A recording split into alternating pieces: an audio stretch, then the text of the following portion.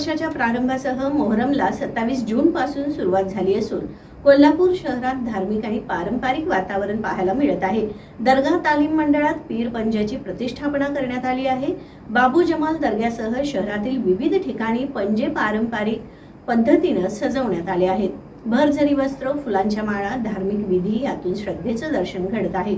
मोहरम निमित्त 3 आणि 4 जुलै रोजी पंजा भेटीचा कार्यक्रम होणार आहे। इस्लामिक नववर्षाच्या प्रारंभासह मोहरमला 27 जून पासून सुरुवात झाली असून कोल्हापूर शहरात धार्मिक आणि पारंपरिक वातावरण पाहायला मिळत आहे।